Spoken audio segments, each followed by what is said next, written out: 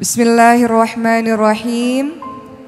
Assalamualaikum warahmatullahi wabarakatuh.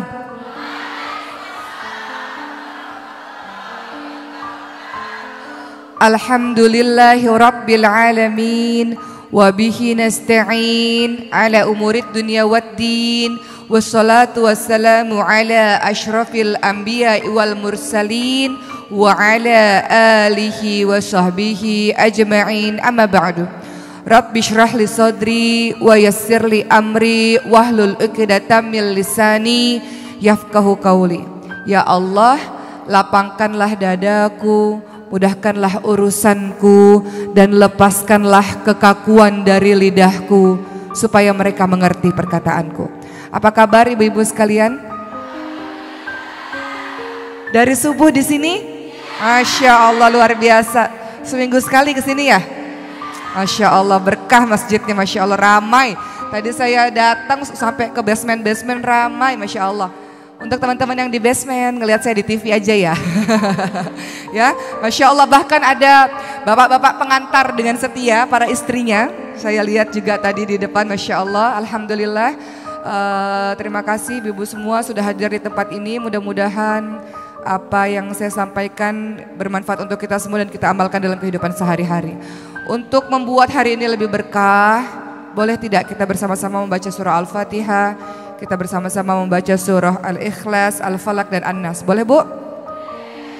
A'udzu billahi minasy syaithanir rajim. Bismillahirrahmanirrahim. Alhamdulillahi rabbil alamin. Ar-Rahmanir-Rahim. Maliki yaumiddin. Iyyaka na'budu wa iyyaka nasta'in. Ihdinas siratal mustaqim. Siratal ladzina an'amta 'alaihim ghairil maghdubi 'alaihim waladdallin.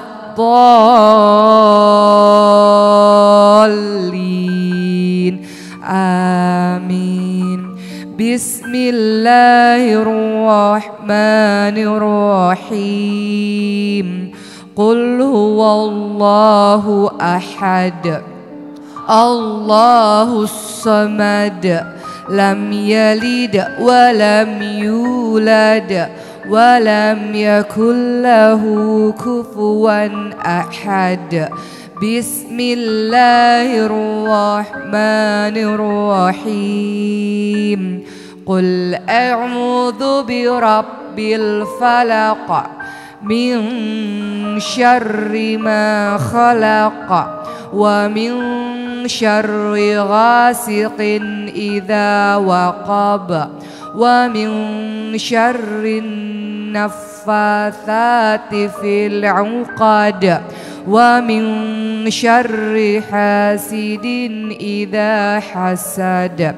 Bismillahirrahmanirrahim.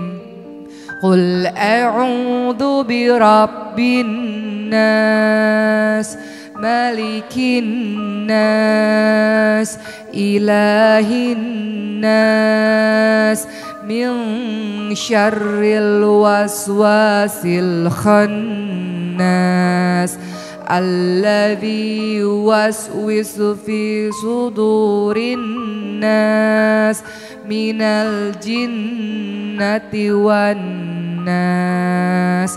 Baik, teman-teman sekalian, pada hari ini saya diamanahkan untuk memberikan tausiah mengenai bagaimana menjadi sebaik-baik wanita. Sebaik-baik wanita seperti apa? Pertama yang akan saya bahas adalah memperhatikan hubungannya dengan Allah Subhanahu wa taala, memperhatikan posisinya, perannya sebagai seorang istri, dan memperhatikan perannya sebagai seorang ibu. Kita mulai dengan peran kita sebagai seorang hamba Allah Subhanahu wa taala, teman-teman sekalian. Allah menciptakan kita, teman-teman sekalian, bukan main-main saja tanpa tujuan yang jelas. Allah ciptakan kita, tujuannya adalah sesuai dengan surah Ad-Dariyat ayat 56. A'udzu billahi minasyaitonir rajim. Wa ma khalaqtul jinna wal insa illa liya'budun. Dan tidaklah aku menciptakan jin dan manusia kecuali untuk beribadah kepadaku. Makhluk-makhluk Allah, jin dan manusia, punya tugas yaitu beribadah kepada Allah, melakukan apapun yang Allah cintai dan membenci, meninggalkan apapun yang Allah larang. Itulah hakikat dari ibadah, teman-teman sekalian. Sehingga kalau kita menyadari bahwa semua dalam kehidupan kita harusnya bernilai ibadah, maka dalam setiap perbuatan kita akan mengucapkan awalnya dengan basmalah, bismillahirrahmanirrahim. Karena tidak ada orang yang berbuat maksiat diawali dengan basmalah. Ada nggak ketika mau buat maksiat, basmalah dulu deh biar halal gitu ya. Mau mencuri nih, mau korupsi, ngambil bismillah dulu deh biar halal gitu ya. Atau selingkuh ya, suami lagi mau pergi sama laki-laki lain, naudzubillah min dzalik, bismillah dulu deh biar jadi halal. Ada nggak yang kayak gitu? Nggak ada, Bu ya? Nggak ada. Supaya semua bernilai dengan ibadah, diawali dengan niat. Innamal a'malu binniyat, sesungguhnya semua bergantung pada niat. Diawali dengan kalimat basmalah, bismillahirrahmanirrahim. Semoga semua bernilai menjadi ibadah. Ibadah jangan diartikan sempit, ibu-ibu sekalian. Ibadah bukan hanya sekedar sholat, puasa, baca Quran, mengaji, pergi haji. Ibadah juga termasuk semua perbuatan baik yang ibu lakukan yang diridhoi oleh Allah Subhanahu wa taala. Kemudian ibu-ibu sekalian, ketika mengetahui bahwa tujuan kita diciptakan oleh Allah Subhanahu wa taala adalah bagian dari ibadah, maka kita berusaha setiap apapun yang kita lakukan, berusaha agar membuat Allah ridho pada kita. Pertama. Kemudian yang kedua, untuk menjadi sebaik-baik wanita, memperhatikan, memahami dengan mendalam bahwa Allah menciptakan kita juga sebagai seorang khalifah. Dalam surah Al-Baqarah ayat 30, apa kalimatnya, Bu? Coba buka Al-Qur'annya, Al-Baqarah ayat 30. Wa idz qala rabbuka lil malaikatu inni ja'ilun fil ardi khalifah. Qalu ataj'alu fiha may yufsidu fiha wa yasfiku dima wa nahnu nusabbihu bihamdika wa nuqaddisu lak. Qala ini a'lamu ma la ta'lamun. Ibu-ibu sekalian, bahwa pada saat itu Allah Subhanahu wa taala hendak menjadikan manusia untuk memakmurkan bumi, menjadi seorang khalifah, menjadi seorang pemimpin, yang pada saat itu malaikat-malaikat melakukan protes yang sangat besar dengan mengatakan, kenapa harus manusia ya Allah? Khawatir manusia nanti akan melakukan kerusakan di muka bumi dan akan melakukan pertumpahan darah saja. Namun Allah lebih mengetahui dibanding dengan para malaikat-malaikat. Allah hendak menjadikan sebuah ciptaan makhluk yang bernama manusia yang dilengkapi dengan akal, pikiran dan hawa nafsu untuk menjadi wali Allah di muka bumi ini. Harapannya dengan akal pikiran yang dianugerahi oleh Allah kepadanya membuat si manusia ini terus belajar sehingga bisa menjalankan tugasnya menjadi seorang pemimpin yang memakmurkan bumi, mendatangkan kebaikan untuk di muka bumi ini. Jadi tugas kita nggak main-main. Selain untuk beribadah, kita ditugaskan oleh Allah untuk memakmurkan bumi, membawa kebaikan untuk penduduk di bumi ini, teman-teman sekalian. Begitu pula teman-teman sekalian, tugas kita di muka bumi juga bukan main-main. Kalau engkau mengaku hamba Allah, kita sudah diciptakan oleh Allah, umat muslim ini sebagai umat terbaik. Makanya ada kalimat kuntum khaira ummah. Kita semua bukan orang biasa-biasa saja. Kita semua diciptakan oleh Allah sebagai umat terbaik. Kalau sudah digelari dengan umat terbaik, maka kita punya tugas berikutnya. Kuntum khaira ummah ukhrijat linnas ta'muruna bil ma'ruf wa tanhauna 'anil munkar. Kamu sekalian adalah umat terbaik yang dilahirkan untuk manusia yang memiliki tugas mengajak orang lain pada kebaikan, mencegah orang lain pada kemungkaran. Itulah kalau kita memahami penciptaan Allah terhadap diri kita, ternyata kita punya tugas yang banyak, ibu-ibu sekalian, teman-teman sekalian. Maka jangan dikira kita enak saja hidup di muka bumi ini tanpa ada tujuan yang jelas, tanpa ada tugas yang jelas. Tugas kita adalah beribadah, tugas kita menjadi seorang pemimpin yang melakukan kebaikan untuk bumi ini. Dan kemudian yang ketiga adalah tugas kita sebagai umat terbaik mengajak orang lain pada perkara yang baik-baik, mencegah orang lain pada perkara yang buruk-buruk. Jadi gak bisa kalau mengaku hambanya Allah kemudian jadi baik sendiri dan tidak peduli dengan orang lain. Gak bisa kalau mengaku hambanya Allah, umatnya Rasulullah, melihat kemaksiatan di depan mata kita, kita diam saja. Makanya dikatakan kalau melihat kemaksiatan di depan mata kita, halangi dengan kekuatan atau kekuasaan kita. Kalau tidak bisa, halangi dengan lisan kita. Kalau tidak bisa dengan lisan kita, maka ingkari itu perbuatan buruk dan aku tidak suka dengan perbuatan itu, wahai Allah. Jadi itu ciri-ciri umat terbaik. Dia melakukan sesuatu kebaikan bukan untuk dirinya sendiri, tapi juga mengajak orang lain untuk baik bersama-sama. Hari ini yang mau saya tekankan adalah untuk menjadi wanita terbaik, selain memperhatikan kedudukan kita di hadapan Allah, juga adalah peran kita sebagai seorang istri dan seorang ibu. Menjadi seorang istri inilah yang akan saya tekankan pada hari ini.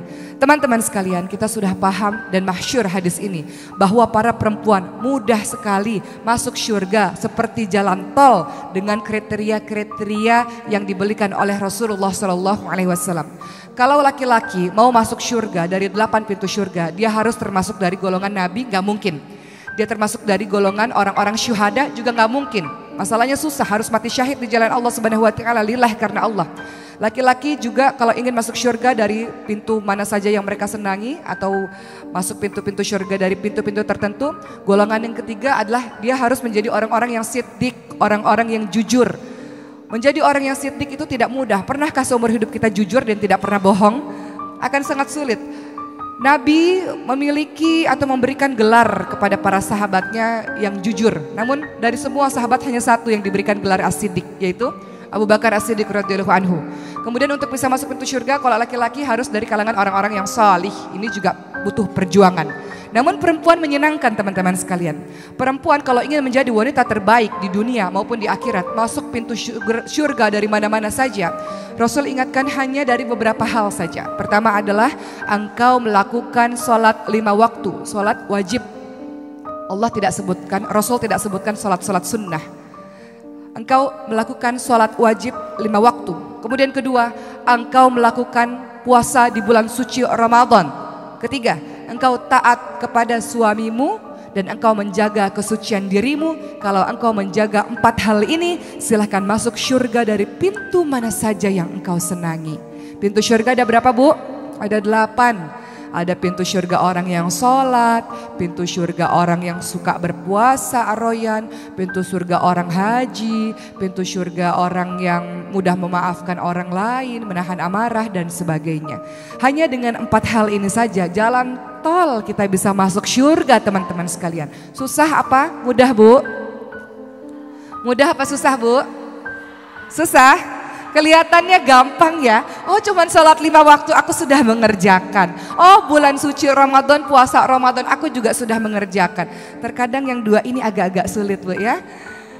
Kelihatannya sih gampang, taat, tunduk, patuh sama suami. Ini suami-suami yang dengar, wah emang begitu tuh, istri saya harus tunduk patuh sama saya, suka ngelawan sih gitu ya. Kata Rasulullah, tunduk, patuh, taat sama suami selama suami tidak menyuruh kita pada perkara kemungkaran yang dibenci oleh Allah. Taat pada suami. Suami katakan, mah rambut jangan pendek-pendek dong mah, panjangin mah. Aduh panas, itu hal kecil, Bu. Taat, patuh. Suaminya bilang, mah aku tuh suka kamu rambutnya warna coklat-coklat gitu loh mah. Apaan sih, Pak? Udah tua juga macem-macem deh. Tunduk, patuh, denger, taat, udah gitu aja. Perkara-perkara sekecil itu taat saja, Bu. Kemudian dengan begitu insya Allah kita bisa masuk pintu surga. Termasuk juga dengan menjaga kesucian diri. Makanya di dalam surah An-Nisa ayat 34, saya bacakan yang lengkapnya dari awal. Nanti termasuk ada kriteria-kriteria wanita yang salihah. Dalam surah An-Nisa ayat 34 bunyinya apa, Bu?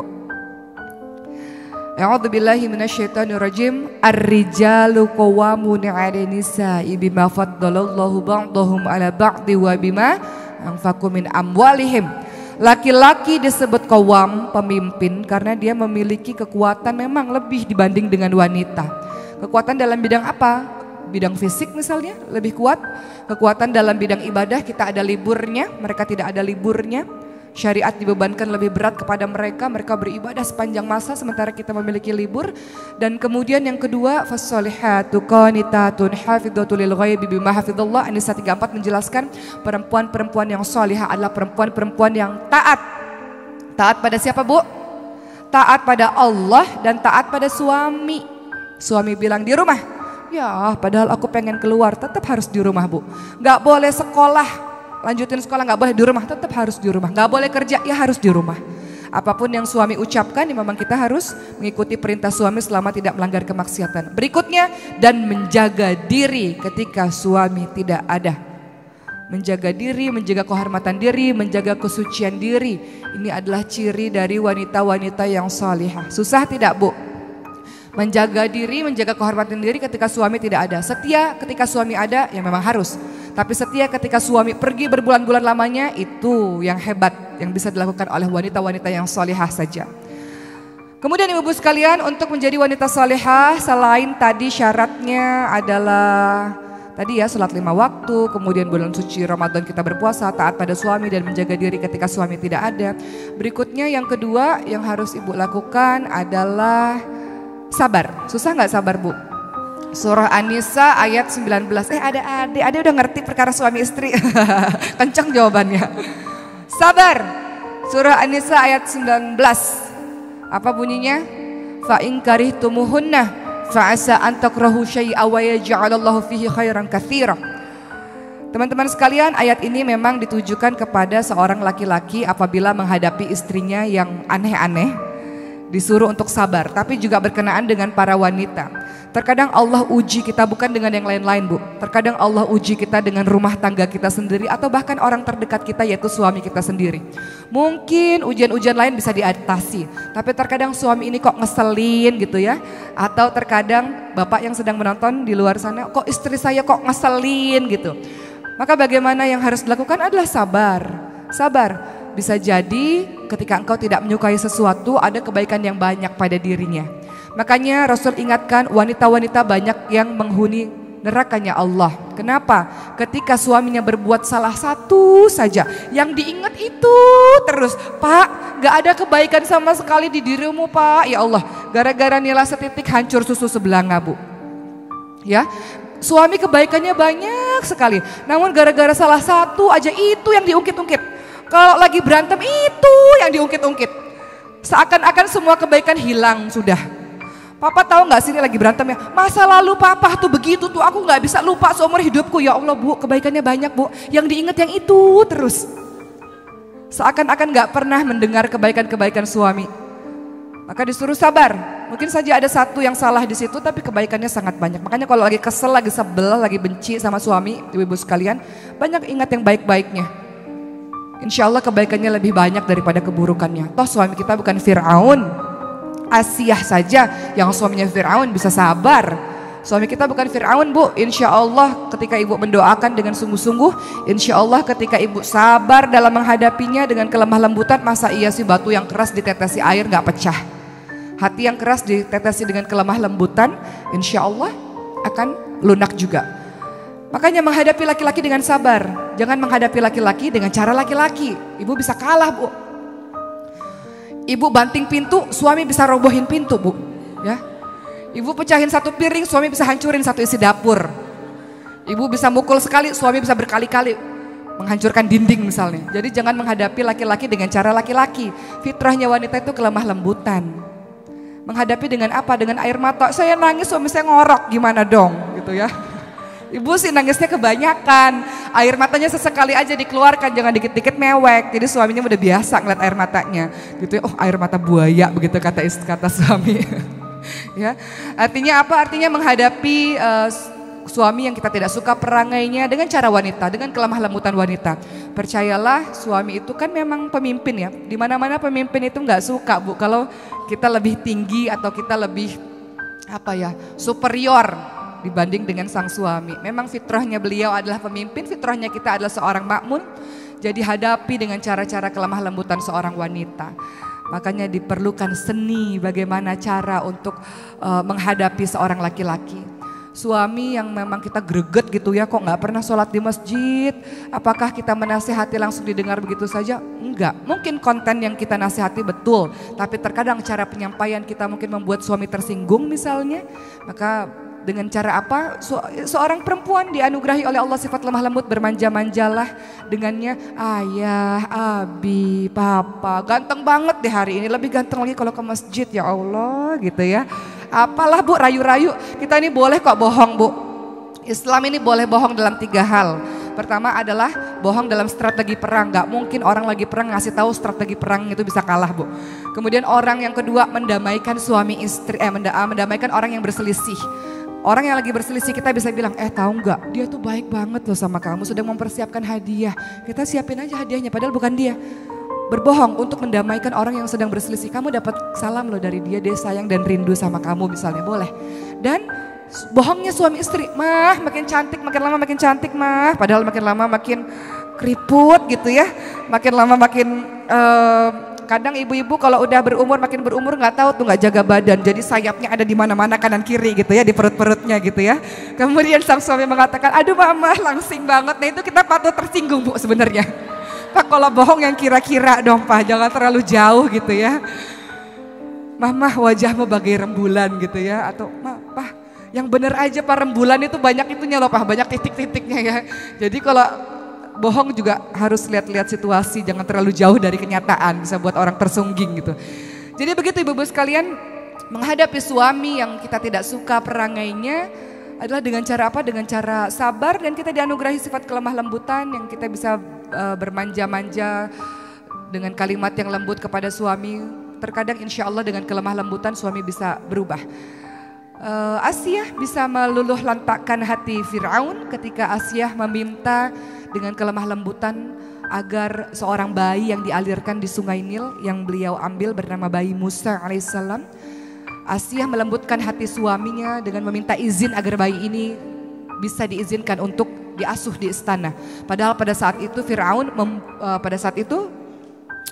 membunuh semua anak bayi laki-laki yang hidup pada hari itu, pada tahun itu dari kalangan Bani Israel, karena Fir'aun bermimpi akan digantikan kedudukannya oleh bayi laki-laki yang lahir pada hari itu. Namun lihat kelemah lembutan dari seorang istri, kecerdasan, kepandaian dari seorang istri untuk mengambil hati suami, mampu meluluh lantakkan hati suami. Jadi yang berikutnya adalah sabar.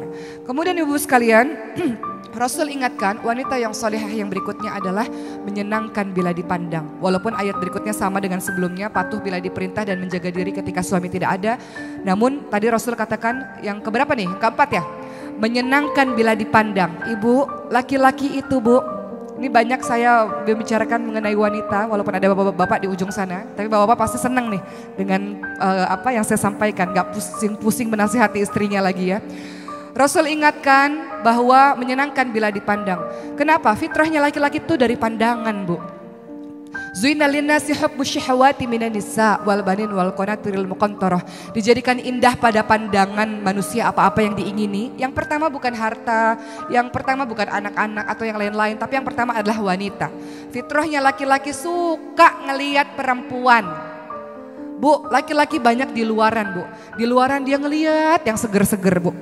Pulang-pulang ke rumah dasteran lagi. Bau dapur lagi. Udah gitu ada ibu-ibu yang pakai masker ketika suaminya ada ya, pakai masker masih putih-putih, ini hantu atau istri gitu ya. Yang buat suami kok dalam keadaan masih maskeran gitu. Hati-hati Bu, laki-laki itu harus dijaga pandangan matanya, perutnya, dan di bawah perutnya. Itu yang harus dijaga supaya nggak lari kemana-mana. Pandangan matanya adalah menyenangkan bila dipandang. Ibu cantik versi suami ya Bu, jangan cantik versi suami orang. Bahaya ini. Kalau menurut ibu, cantik versi ibu adalah yang rambutnya pendek gitu. Kata suami, cantik menurut saya yang kamu rambutnya panjang. Ya ikuti versinya suami ibu sekalian. Cantik bagi suami, makanya ibu nggak usah banyak banyak bicara. Kalau suami katakan aku suka kamu pakai baju warna merah, udah pakai aja baju warna merah, nggak usah macem-macem. Aduh, papa macem-macem sih permintaannya, udah. Suami tiba-tiba beliin ibu baju tertentu, ya udah pakai aja. Kita berusaha untuk menyenangkan di pandangan suami, bukan di pandangan suami orang atau pandangan menurut kita misalnya. Kita menyenangkan pandangan matanya. Bercantik-cantik lah ibu-ibu sekalian. Bukan berarti semakin berumur semakin kita tidak terurus karena merasa udah laku, udah tua ngapain percantik diri gitu ya. Udah tua, udah nikah, udah laku ngapain sih cantik-cantik gitu. Jangan bu, matanya laki-laki fitrahnya suka lihat pada keindahan. Tanya tuh sama bapak-bapak.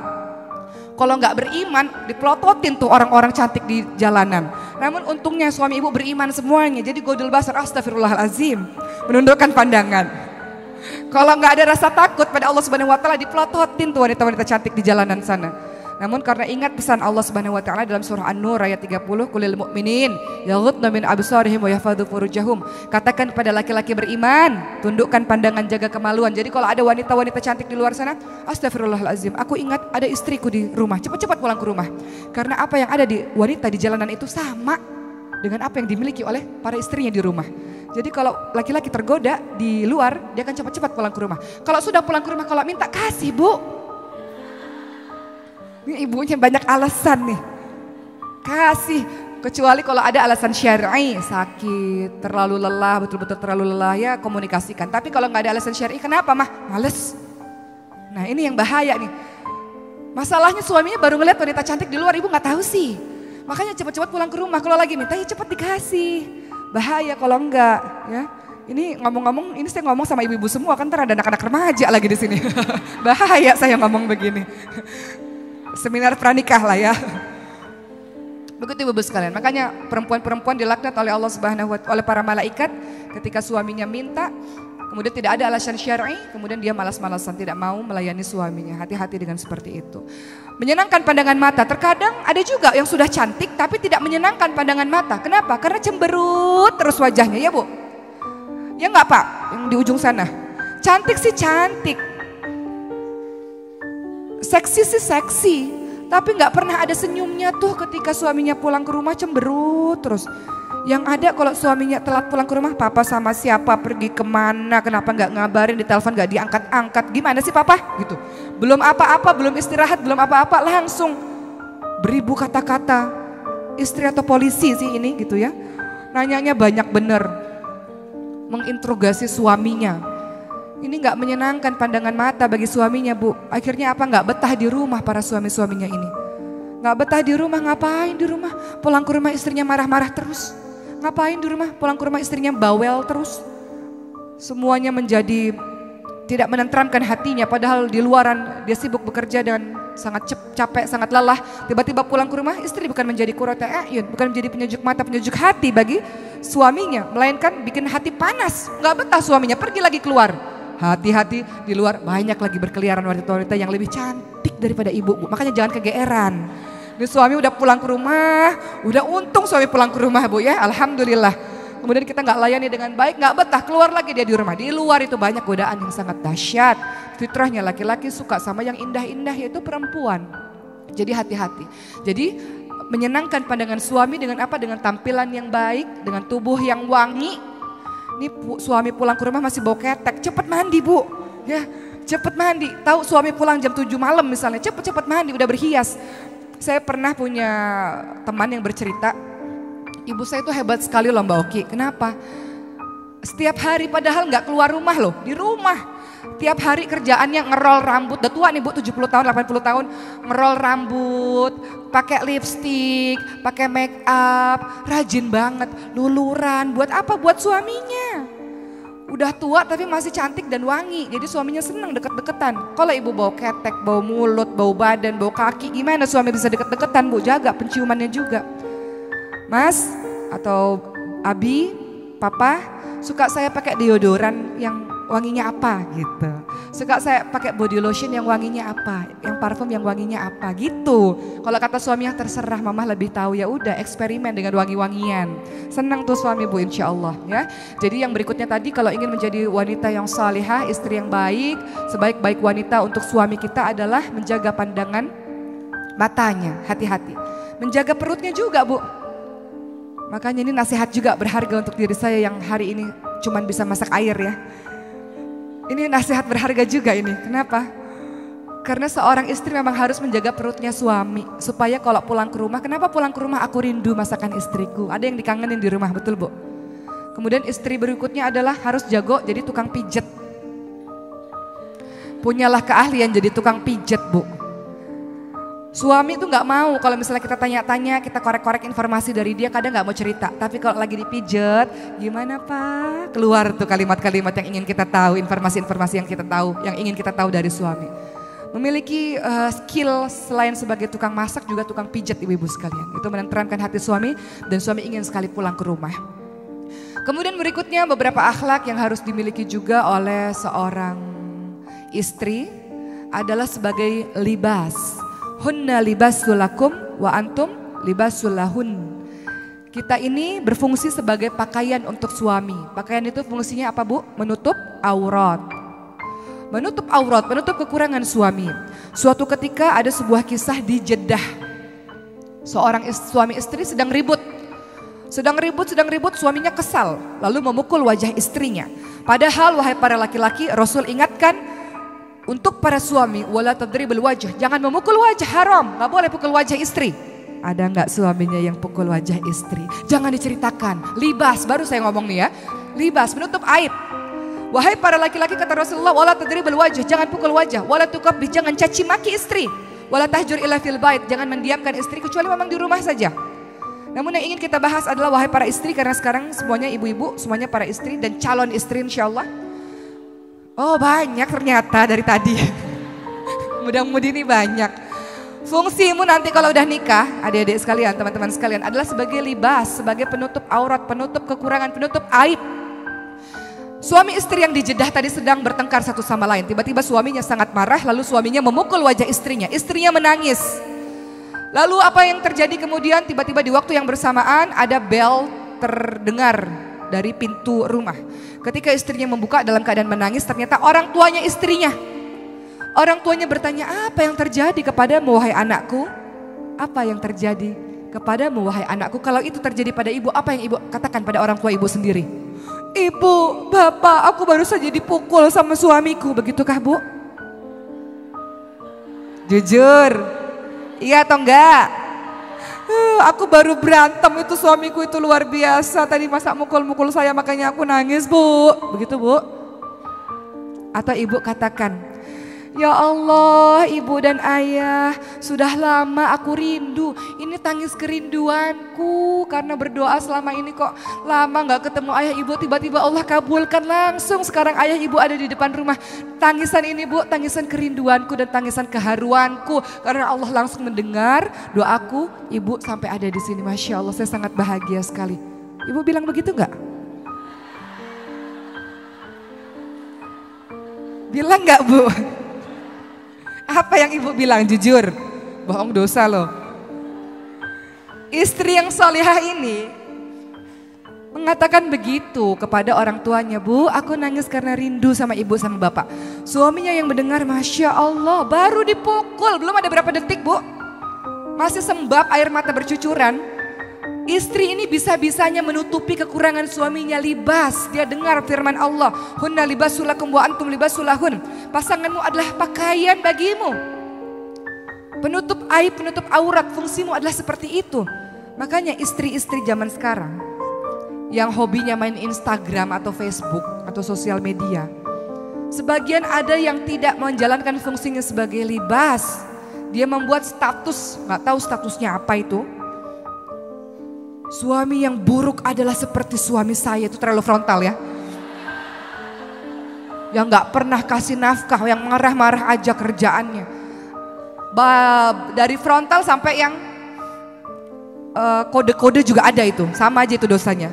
Ya, kasih kode-kode. Alangkah indahnya kalau memiliki suami yang perhatian terhadap istrinya dan sebagainya, titik-titik-titik gitu ya.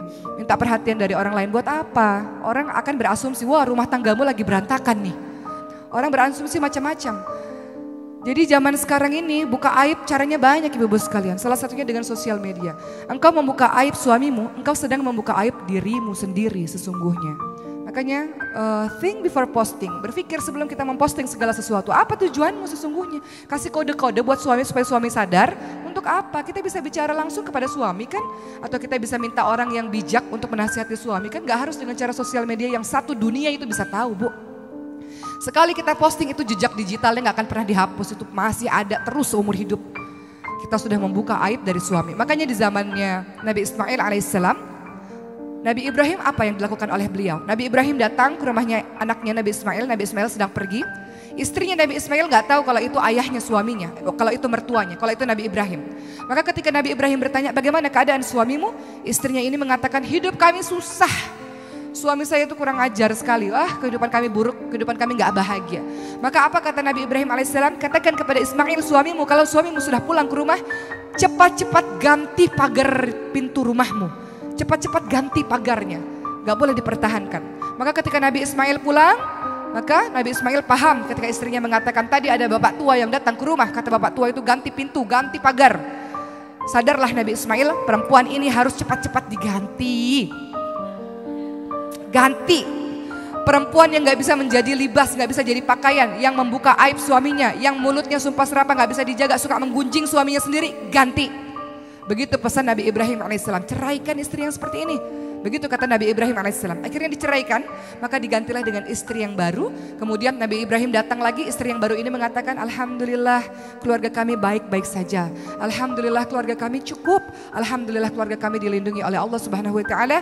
Maka Nabi Ibrahim alaihissalam mengatakan, katakan pada suamimu, pertahankan pintu rumahnya, pertahankan pagar rumahnya. Dengan begitu Nabi Ismail paham, istri yang menjaga lisan dengan baik, gak suka buka-buka aib suami adalah istri solihah yang harus dipertahankan. Tapi kan kadang suka curhat untuk menenangkan hati, menenteramkan hati, begitu ya Bu ya. Kalau enggak tuh gimana ya, rasanya tuh numpuk di sini.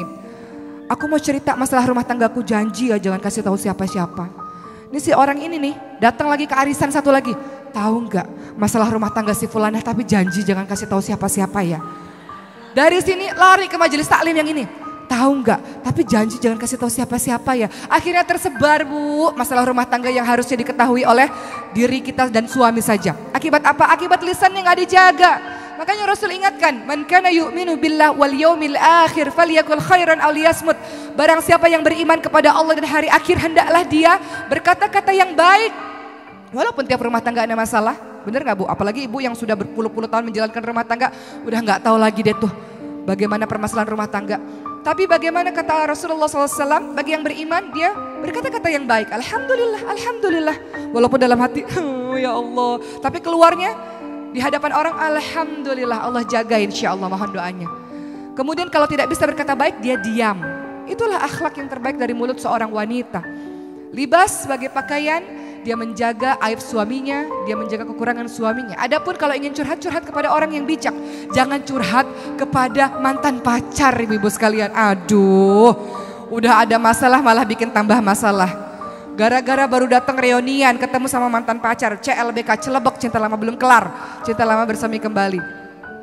Hati-hati juga curhat sama ustadz-ustadz. Saya selalu di setiap ceramah saya mengatakan hal yang demikian. Boleh gak curhat sama ustadz? Boleh, tapi yang ringkas, padat, jelas. Jangan ibu curhat sepanjang hari, berjam-jam, telepon-teleponan. Akhirnya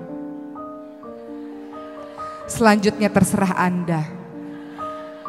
Ibu sih yang mulai goda-goda duluan. Jadi ibu datang ke pengajian, ya Allah ustadz itu keren banget ya, Masya Allah. Karismatik ya Allah. Giliran ustadznya sibuk dakwah, gak balas SMS ibu, ibunya baper. Hati-hati, ini bahaya ini.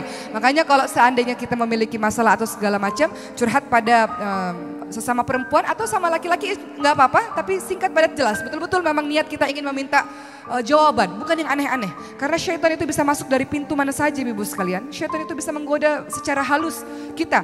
Kenapa saya ngomong begini? Karena banyak kasusnya yang cerita pada saya. Saya datang ke kajian, kenapa ustadznya ganteng banget, karismatik banget, nah itu bahaya. Jadinya gimana, godul basor tapi dengar suaranya udah deredek gitu, nah itu bahaya juga. Nggak usah datang kajiannya kalau gitu ya. Ganti ustadz lain atau ganti pengajian lain. Hati-hati, cara syaitan macam-macam. Kemudian apalagi yang kita lakukan sebagai seorang istri kalau ingin menjadi seorang wanita terbaik, istri terbaik yang bisa masuk surga dari pintu mana saja selain menjadi libas, selain sabar tadi, selain menjaga pandangannya suami, selain taat pada suami dan menjaga diri ketika suami tidak ada beberapa hal yang harus ibu tidak boleh lakukan. Dalam surah Al-Hujurat ayat 12 disebutkan, Ya ayyuhalladzina amanu jtanibu katsiran minadh-dhon inna ba'dadh-dhoni itsam wa la tajassasu wa la yaghtab ba'dukum ba'dha. Wahai orang-orang yang beriman, jauhilah kebanyakan dari prasangka, karena sebagian dari prasangka adalah dosa. Jangan suuzon, Bu. Kadang ibu suka suuzon, suka ngecek handphone suami. Suami lagi ke kamar mandi, ini kesempatan bagi saya untuk mengecek, dia SMS sama siapa ya? Gitu. Kan begitu kadang, suuzon aja bawaannya. Suuzon itu capek gak, Bu? Capek. Yang capek siapa? Kita. Ya sudahlah, yang terlihat di pandangan mata kita saja. Kalau tak terlihat di pandangan kita, dia melakukan dosa, itu dosanya kepada Allah Subhanahu wa taala. Tugas kita adalah menjadi istri terbaik, melayani dengan sebaik-baiknya. Jangan kemudian kita suuzon, berprasangka buruk terus-menerus. Kemudian yang kedua, biasanya perasaan buruk terus-menerus diikuti ayat tersebut mengatakan wala tajassasu, jangan engkau cari-cari kesalahan. Biasanya ini terjadi pada usia-usia pernikahan yang muda, yang awal-awal. Sudahlah suuzon, terus cari-cari kesalahan suaminya. Dilihat tuh, semua Instagram, sosial media, Facebook suaminya dilihat. Tahun 2018 dia bergaul sama siapa? 2017, 2016, 2015, 2014 sampai awal Instagram buka tuh kapan sih? 2000-an misalnya. Dia ternyata berteman sama ini. Oh ternyata ini temannya, cari-cari kesalahan. Buat apa capek-capek? Itu sosial media dicek-cek terus menerus, DM dicek-cek terus menerus. Sama siapa, sama siapa. Aduh. Kita cari-cari kesalahannya, sudahlah. Kalau di pandangan mata kita baik, insya Allah kita mendengar semua perkara yang baik-baik, insya Allah ya sudah. Kenapa kita sibuk untuk cari-cari kesalahan suami kita? Kecuali jelas ada buktinya, beda. Kecuali jelas ada buktinya, kita lihat dengan mata kepala kita sendiri, buktinya memang sudah betul-betul nyata, itu lain hal. Tapi kalau masih prasangka, masih sibuk-sibuk cari kesalahan, untuk apa? Tugas kita banyak, tugas ibu rumah tangga banyak. Bener gak? Capek, pusing ngurusin yang gitu-gituan. Sementara ini baju belum dicuci, ini baju belum disetrika, ini rumah masih kotor, ini masakan belum dimasak dan sebagainya. Masih banyak hal-hal yang harus kita kerjakan di rumah kita, Bu. Kemudian yang ketiga, jangan wala tajassasu wa la yaghtab ba'dukum ba'dha. Al-Hujurat ayat 12 menyatakan jangan engkau menggunjing. Ini kembali kepada ayat sebagai libas tadi. Jangan engkau menggunjing. Ada ibu-ibu yang mulutnya memang gak bisa dijaga ini. Memang mulutnya memang suka curhat. Makanya yang paling baik adalah untuk perempuan banyak-banyak di rumah. Giliran udah ketemu sama banyak orang, boleh gak sih keluar rumah? Boleh, tapi jangan kebanyakan. Pah, mau kajian? Boleh. Kajiannya kapan? Pagi, siang, sore, malam. Itu kebanyakan. Kajian sih boleh kajian, tapi kalau kajiannya udah kebanyakan bahaya ini. Arisan boleh, arisannya kapan? Pagi, siang, sore, malam. Minum obat apa arisan nih? Hati-hati, semakin banyak engkau keluar rumah, semakin punya kesempatan engkau untuk bergunjing. Kenapa? Perempuan ini memang dianugerahi oleh Allah ini banyak bicara dibanding laki-laki. Sehari ibu mengeluarkan 20.000 kalimat kata, laki-laki mengeluarkan sehari 7.000 kata. Makanya jangan heran ibu SMS panjang-panjang, suami cuma bilang oka, iye, bahkan iya aja gak lengkap ya, iye gitu. Atau sip, SIP, atau cuma tanda jempol gitu. Ibu SMS panjang-panjang jawabannya begitu, memang begitu fitrahnya. Jadi hati-hati, menggunjing salah satu yang membuat kita senang bergunjing kalau kita punya kesempatan berkumpul dengan berbagai macam orang setiap saat. Sehingga mudah kita untuk bergunjing teman-teman sekalian. Makanya dalam surah Al-Ahzab ayat 33 disebutkan wa qarna fi buyutikunna, bahwa tempat terbaik bagi seorang wanita adalah di rumahnya sendiri. Di rumahnya sendiri. Jadi jadilah wanita-wanita yang betah di rumah. Boleh keluar rumah? Boleh dengan alasan yang syar'i, dengan izin dari suami. Namun ketika keluar rumah banyak mengandung dosa yang kau tinggalkan. Ketika ada perempuan-perempuan atau orang-orang yang mengaku beriman melakukan 3 perkara ini, mencari-cari suuzon, cari-cari kesalahan, kemudian dia menggunjing, maka ibarat ayuhibbu ahadukum ayyakula lahma akhihi maitan fakarihtumuh. Engkau seperti memakan bangkai saudaramu sendiri. Engkau seperti memakan bangkai suamimu sendiri. Makan bangkai jijik gak, Bu? Jijik. Perbuatan ibu adalah perbuatan yang menjijikkan kalau ibu-ibu melakukan perbuatan yang seperti itu. Hindari seuzon, hindari cari-cari kesalahan, dan hindari untuk menggunjing. Jadilah kita istri-istri, nasihat untuk saya juga seperti Siti Khadijah. Ibu, salah satu cara kita bisa masuk surga, selain kita melakukan 4 hal yang saya sebutkan di awal tadi, sholat 5 waktu, puasa di bulan suci Ramadan, taat pada suami dan menjaga kesucian diri, adalah ridho suami terhadap kita, Bu. Ketika kita meninggal dunia, maka kita bisa masuk ke dalam syurganya Allah. Maksud ridho apa? Suami merasa sangat-sangat kehilangan. Karena begitu taatnya, begitu nurutnya, begitu baiknya kita, sehingga ketika kita meninggal suami ridha kepada kita bisa masuk surganya Allah. Suami merasa kehilangan, ada enggak? Atau kita lihat orang tua kita, atau ibu pernah mengalami ada temannya atau saudaranya, atau orang tua kita sendiri, ketika kita lihat ibu kita meninggal, ayah kita begitu terpukul, begitu rasa kehilangan luar biasa, ada enggak?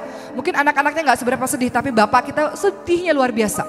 Kenapa? Saking baiknya itu istri, jadi kehilangannya luar biasa. Ini adalah istri-istri yang masuk surganya Allah Subhanahu wa taala. Begitu pula dengan Rasulullah SAW ketika Siti Khadijah wafat meninggal dunia, beliau merasa sedih. Maka disebut dengan tahun-tahun kesedihan. Kenapa? Karena Khadijah jadilah seorang istri yang sangat dicintai. Seperti Khadijah yang sangat dicintai oleh Rasulullah. Bukan istri yang ketika sudah meninggal dunia, alhamdulillah kata suaminya, besok udah ganti istri baru gitu ya. Jadilah istri yang suami merasa sangat kehilangan. Walaupun beberapa kemudian menikah lagi ya gak apa-apa, memang fitrahnya laki-laki. Tapi janganlah hari ini meninggal besok udah nikah lagi gitu ya. Jadilah seorang istri yang suami ridho terhadapnya. Waktu Rasulullah SAW kehilangan Siti Khadijah, Rasulullah dalam keadaan yang sangat-sangat sedih, disebut tahun kesedihan. Kenapa? Siti Khadijah memiliki gambaran sebagai seorang wanita ideal, istri yang ideal. Susah, diajak susah bersama-sama. Siti Khadijah beda dengan Aisyah, walaupun dua-duanya memiliki keutamaan yang berbeda. Aisyah diberikan oleh Allah pada saat Rasulullah sudah settle, sudah stabil kehidupannya. Namun Khadijah diberikan oleh Allah kepada Rasulullah pada saat Rasulullah masih dalam kondisi sulit. Namun istri yang hebat ini mendampingi di waktu suaminya sulit. Susah enggak? Banyak istri-istri di luar sana ketika suaminya bahagia saja baru datang. Suaminya jatuh, dia pergi. Ada ya? Istri yang mana ini? Di sini nggak ada, ini istri yang setia semua. Siti Khadijah pada saat suaminya susah, beliau mendampingi. Makanya kenapa waktu Aisyah sangat cemburu kepada Rasul. Kenapa sih masih mikirin Khadijah? Kenapa sih masih baik sama saudara-saudara Khadijah? Kan perempuan tersebut sudah meninggal dunia. Sementara Allah sudah gantikan dengan wanita yang lebih muda. Rasulullah membela Khadijah. Rasulullah katakan, pada saat semua orang tidak percaya padaku, wahai Aisyah, Khadijah yang percaya padaku. Pada saat semua orang tak beriman, Khadijah yang beriman kepadaku. Khadijah memberikan anak-anak kepadaku di saat semua istri tak ada yang memberikan anak kepadaku. Dan Khadijah memberikan seluruh hartanya kepadaku. Begitu pembelaan Rasul. Karena Khadijah adalah cinta terbaiknya Rasulullah SAW. Apa yang dilakukan oleh Siti Khadijah sampai Rasulullah tidak bisa melupakan Siti Khadijah. Walaupun Rasul kemudian menikah dengan beberapa wanita karena perintah Allah. Tapi seumur hidupnya Rasulullah tetap menyimpan Khadijah. Rasulullah ini bu, kalau mendengar saja ada saudaranya, ada teman-teman Khadijah radhiyallahu anha, Rasulullah melayani saudara dan teman-teman Khadijah dengan begitu baik. Begitu rasa cintanya Rasulullah yang tidak pernah bisa melupakan Siti Khadijah, walaupun sudah diganti dengan istri-istri lain. Siti Khadijah adalah seorang istri yang berharta, dinikahi oleh Rasulullah pada saat kondisinya sedang kaya raya. Namun menyerahkan seluruh hartanya di jalan dakwah. Khadijah adalah seorang istri yang ketika suaminya sulit, suaminya sedih, suaminya takut, Khadijah selalu ada di sisinya dan tidak pernah meninggalkan Rasulullah SAW. Ketika pertama kali Rasulullah mendapatkan wahyu pertama dalam keadaan ketakutan, Khadijah tidak bertanya yang macam-macam. Khadijah mendukung, membela suaminya. Allah tidak akan pernah menyia-nyiakan engkau suamiku. Engkau suami baik, engkau menyambung tali silaturahim, engkau menolong orang-orang yang miskin. Begitu kata seorang istri yang ketika suaminya terjatuh, dia memberikan support. Siapa yang melakukan ini? Khadijah. Dan Khadijah memberikan solusi pada saat suaminya tidak tahu harus berbuat apa. Apa yang dilakukan Khadijah? Mempertemukan Rasulullah dengan Warokah bin Naufal untuk mempertanyakan apa yang sesungguhnya terjadi pada Rasulullah. Mencari solusi, bukan menambah permasalahan, bukan menambah pusing urusan suami ketika suami sudah sibuk di luar misalnya. Siti Khadijah meringankan beban suami selain dengan hartanya, dengan kepandaiannya mencari solusi dari sebuah permasalahan. Siti Khadijah tidak meninggalkan Rasulullah dalam keadaan sulit sekalipun. Pada saat itu muslim semuanya diboykot oleh orang-orang kafir Quraisy. Mereka diasingkan, mereka diisolir karena dianggap ini ajaran yang membuat orang-orang berpaling dari berhala-berhala. Mereka diisolasi sehingga mereka hanya makan dedaunan saja. Khadijah bangsawan mau diisolasi, mau terisolir, mendampingi orang-orang muslim yang pada saat itu jumlahnya hanya puluhan saja sampai jatuh sakit.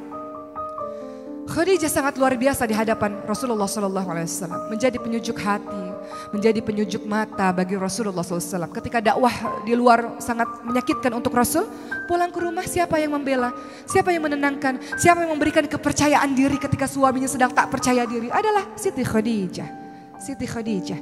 Maka ketika Siti Khadijah wafat, Allah hibur Rasulullah dengan perintah sholat. Dengan peristiwa Isra Mi'raj. Saking luar biasanya dahsyatnya rasa sedih yang dialami oleh Rasulullah SAW. Maka jadilah istri seperti Siti Khadijah, ibu-ibu sekalian.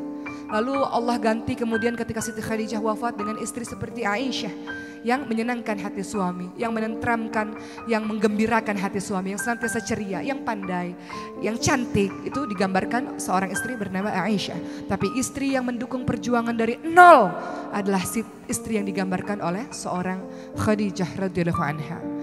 Maka jadilah istri-istri yang seperti itu ibu-ibu sekalian. Mudah-mudahan dengan begitu kita menjadi orang-orang yang senantiasa dilindungi oleh Allah Subhanahu wa taala dan dimasukkan oleh Allah Subhanahu wa taala ke dalam syurganya Allah.